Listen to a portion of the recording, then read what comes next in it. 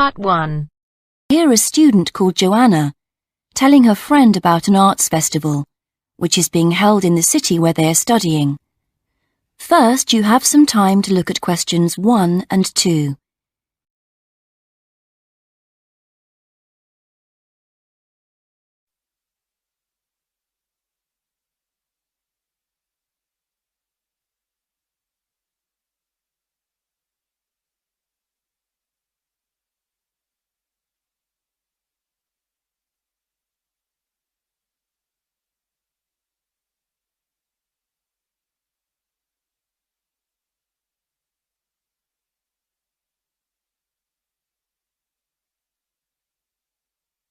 Now we shall begin. You should answer the questions as you listen, because you will not hear the recording a second time. Listen carefully and answer questions 1 and 2. Hi, Joanna. Where have you been? Hi, Dave. I had to go into college to return a DVD I'd borrowed from the library. Oh, right. But while I was there, I got some information about the City Arts Festival that starts next week. Oh, yeah? I saw a poster advertising it somewhere. Yeah, and I picked up this leaflet from the library. It gives you the website address. So as I was there, I logged on to get more information. Actually, although they've got the full programme of events fixed now, you can't book online, which seems strange. There's a number to phone, though. And are there student discounts? I guess so, but I didn't notice. Anyway, there are 3 things I'd like to see. An Italian film, a rock concert, and an art exhibition. Oh, The exhibition's free, and you don't need to book, so I'll definitely go to that. But I'm going to get tickets for the film in case they sell out. good idea. You can always buy concert tickets at the door because that's in a really big hall. Right. Before you listen to the rest of the conversation, you have some time to read questions 3 to 10.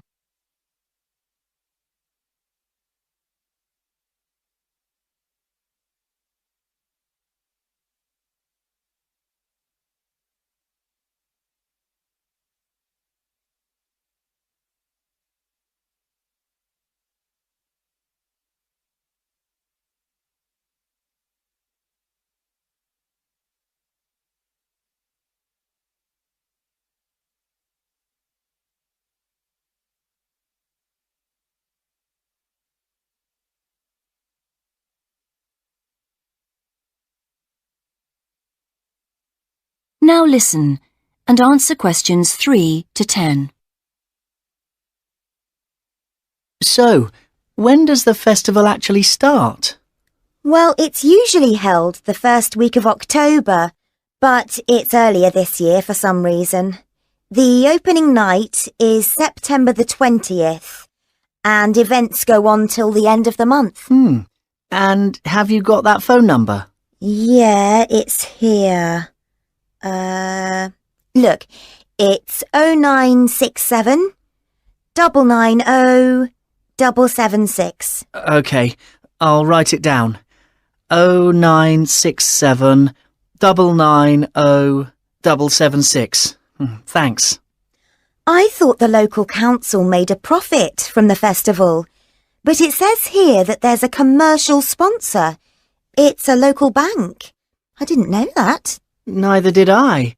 What other events have they got on? As well as the art exhibitions and stuff that's open every day, there are special events each day. Like on Monday, there's a musical in the City Hall.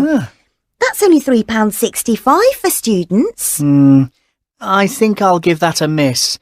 I've got football training on Mondays, but I'm free on Wednesday. There's a jazz band on then, and that's only £2.50 for students. Sounds good. Is that in the City Hall too? We could go. Well, I'm busy actually, but it's at the sports centre if you're interested. Oh, right. Thursday's the cheapest event, Only £1.25 for students, and it's on in the library. Can you guess what it is? Probably the college choir. Actually, no. They've not been asked, apparently. Oh.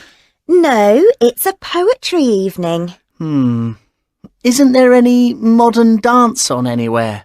On Friday. That's at the college.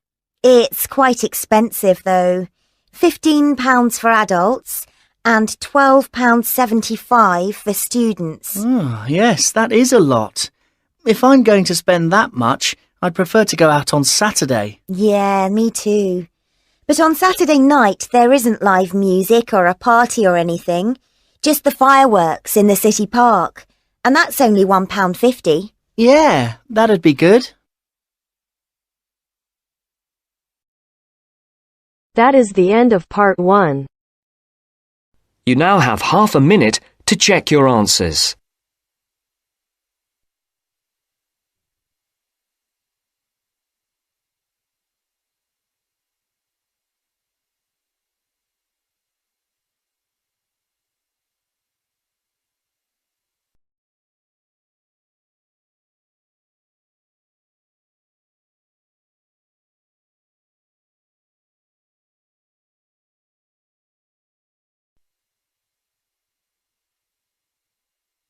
Now turns to part 2. Part 2.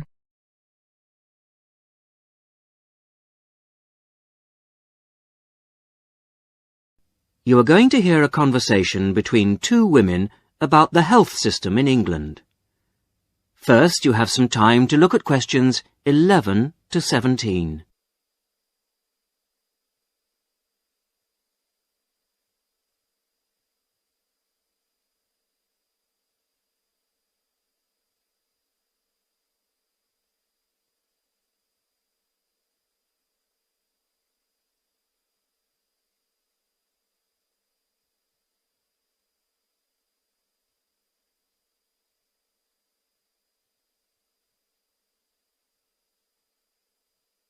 Now listen to the first part of the conversation and answer questions 11 to 17.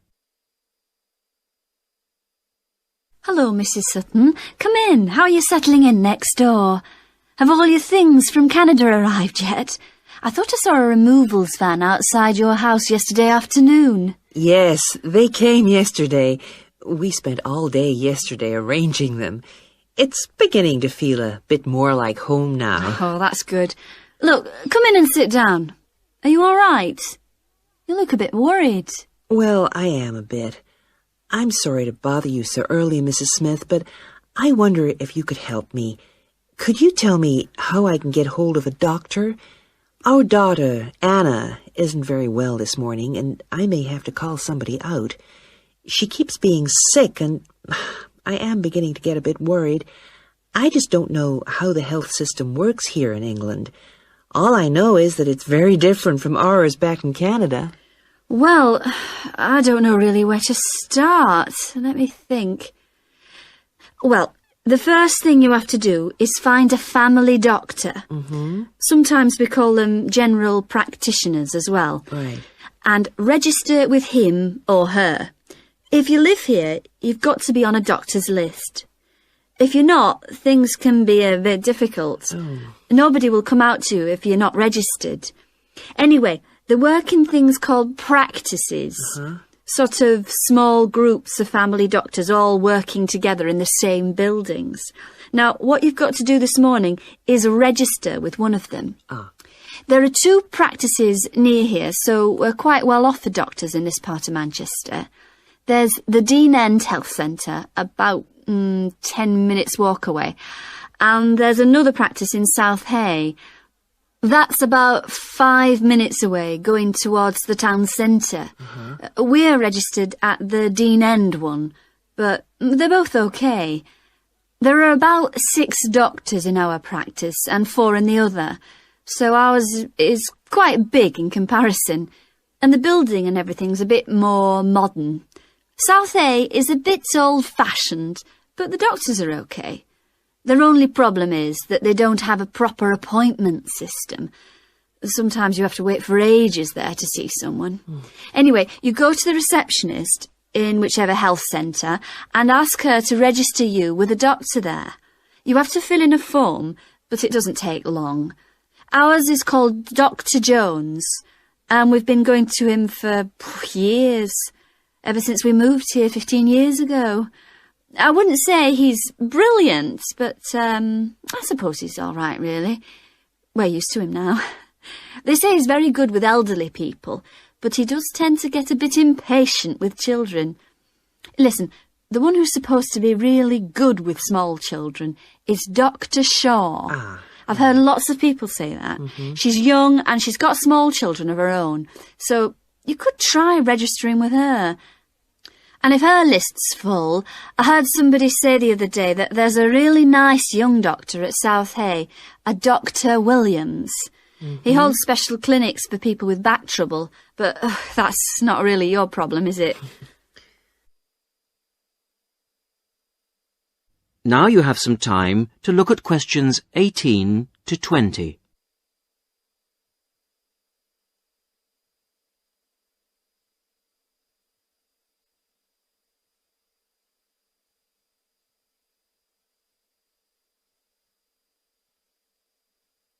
Now listen to the rest of the conversation and answer questions 18 to 20. If you want a doctor to visit you at home, you have to ask for a home visit. You're supposed to do that before 10:30 in the morning, but obviously if it's an emergency, you can phone at any time, night or day. It might not be your doctor that comes, though. It's quite often one of the other doctors in the practice. It doesn't really seem to make much difference. Right. Otherwise, you make an appointment to see your doctor at the health centre. You usually get seen the same day. Not always, of course, but usually, as I say. They hold surgeries between 9 and 11:30 every weekday, and from 4 to 6:30 Monday to Thursday. Saturdays are only for emergencies. I see. When the doctor sees you, he gives you a prescription. He writes what medication you need on it, and you take it to a chemist's shop. There's one opposite the centre. If it's for a child under 16, you don't have to pay, so if it's for Anna, there's no problem. The same thing goes if you're unemployed or retired, or if you're pregnant. Just as well, because it's not cheap. You pay the same price for each item the doctor has prescribed. At the moment, it's something like £5 per item. So you pay for the medication, but the consultation with the doctor doesn't cost you anything. It's completely free as long as you're a resident here. You're going to be here for 3 years, aren't you? So, well, there shouldn't be any question of you paying anything to see the doctor. So that's one less problem to worry about.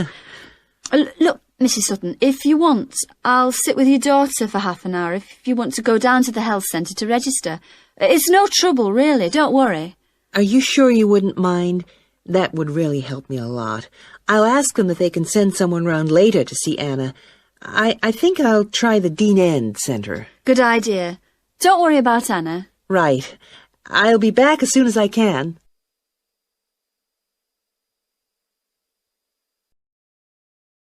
That is the end of part 2. You now have half a minute to check your answers.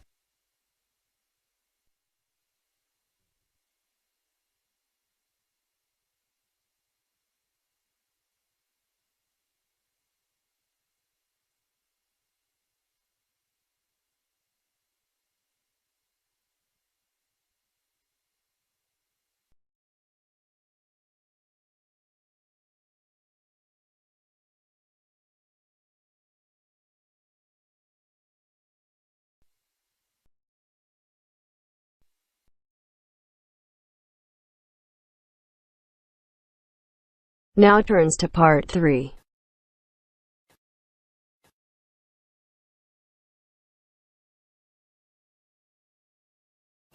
You will hear 2 students called Jimmy and Kathy talking to their tutor about the current research paper.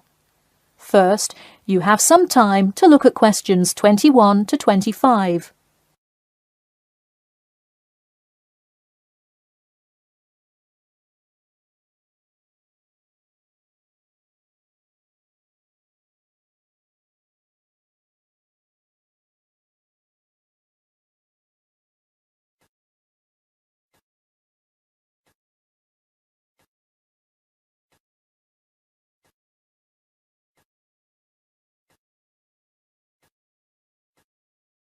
Now, listen carefully and answer questions 21 to 25.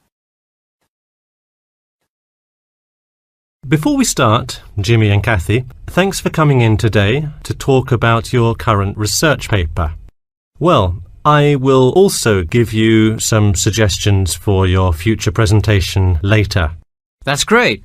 OK, I've read the introductory chapter, and so far I like where you're going with your research, you two. Thanks. What did you think of the procedure section? I haven't got there yet. I'll get to that and the results and discussion section in a bit. Oh, if you haven't read the rest, are you just saying you like the introduction? No, the layout is really well done. You have each section clearly marked and have the header and footer perfectly formatted, and your title page is right on the money. A lot of students have trouble with that one. To be honest, we did refer a lot to the example we received in class. That's good to do for spacing and layout, as long as you're not also copying the information. The background information is a little sparse though.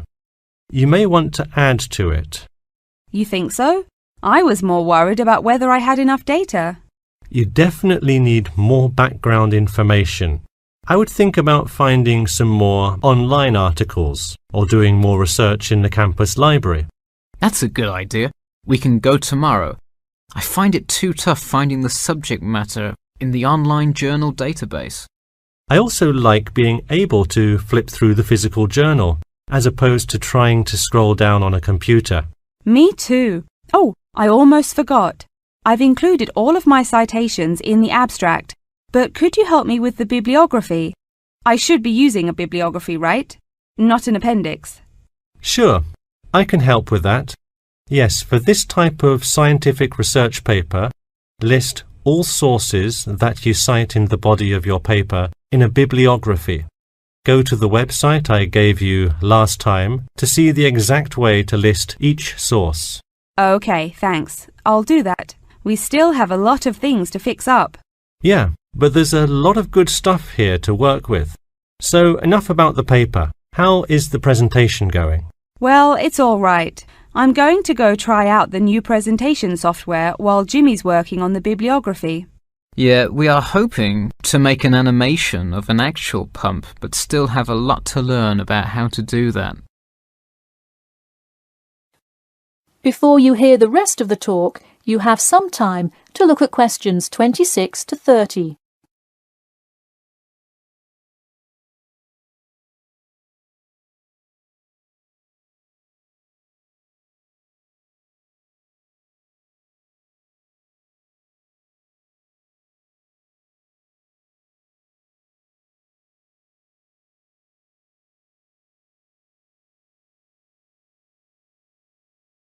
Now, listen carefully and answer questions 26 to 30.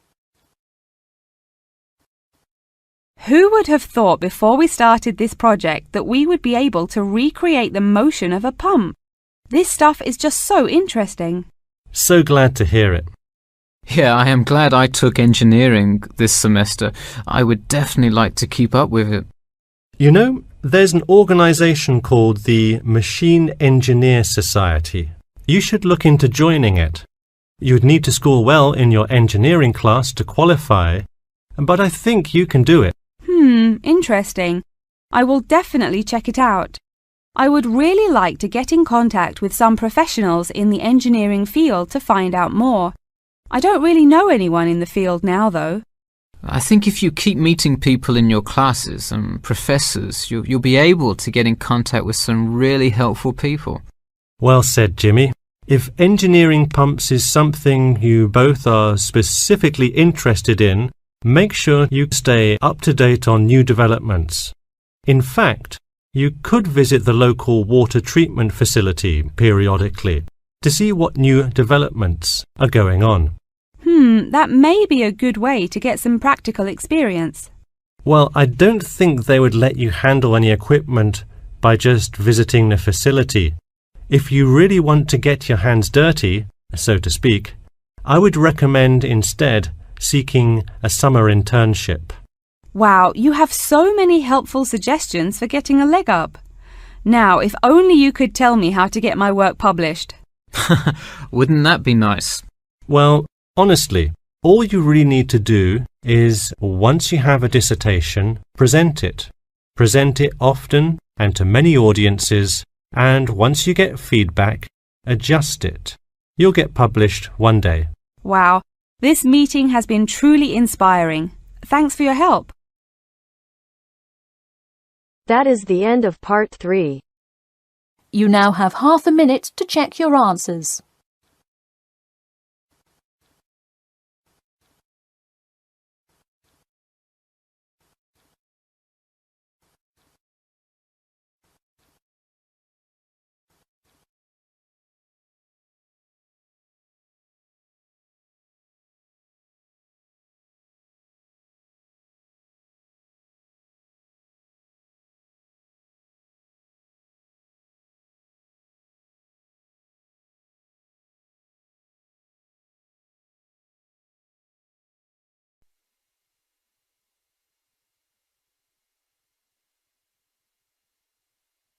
Now turns to part 4.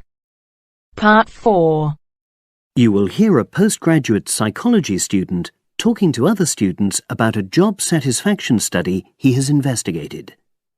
Before you listen, you have some time to look at questions 31 to 40.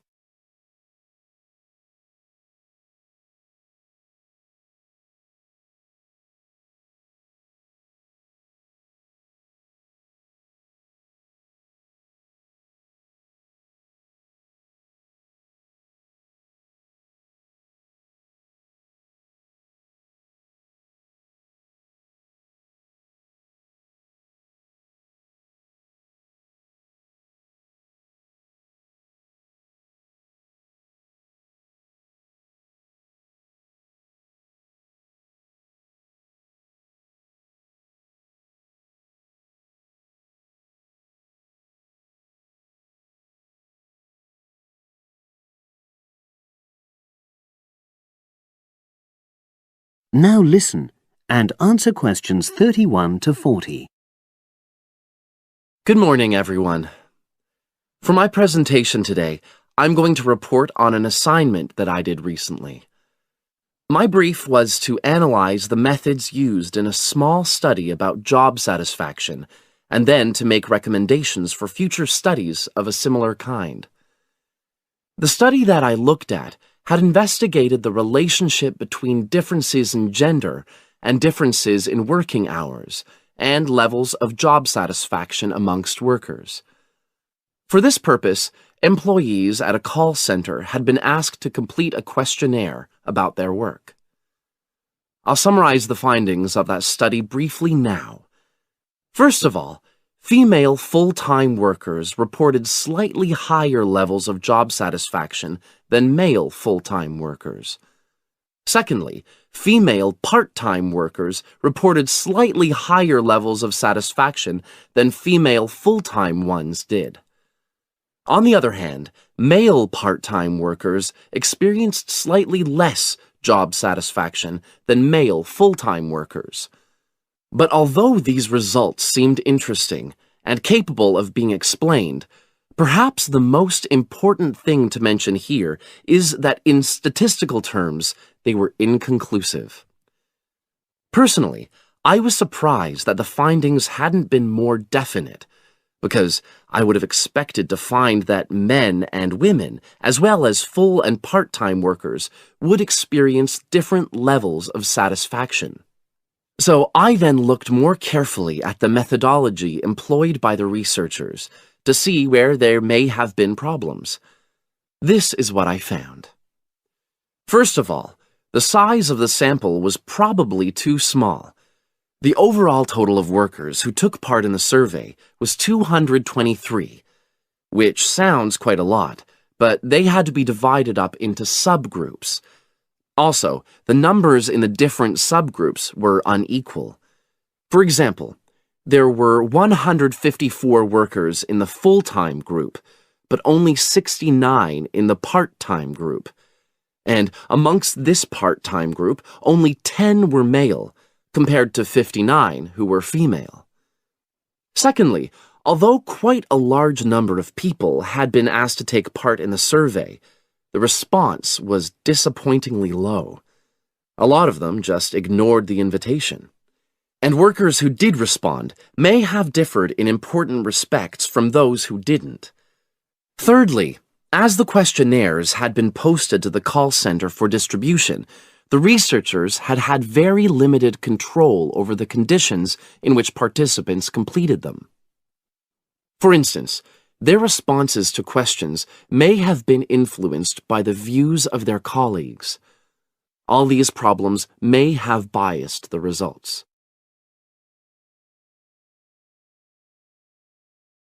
In the last part of my assignment, I made recommendations for a similar study, attempting to remove the problems that I've just mentioned. Firstly, a much larger sample should be targeted, and care should be taken to ensure that equal numbers of both genders and both full and part-time workers are surveyed. Secondly, the researchers should ensure that they are present to administer the questionnaires to the workers themselves. And should they require the workers to complete the questionnaire under supervised conditions so that the possibility of influence from other colleagues is eliminated.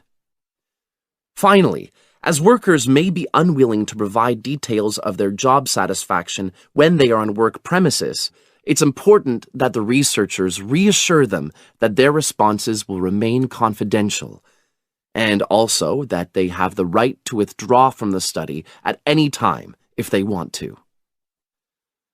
By taking measures like these, the reliability of the responses to the questionnaires is likely to be increased, and any comparisons that are made are likely to be more valid. So, that was a summary of my assignment. Does anyone have any questions?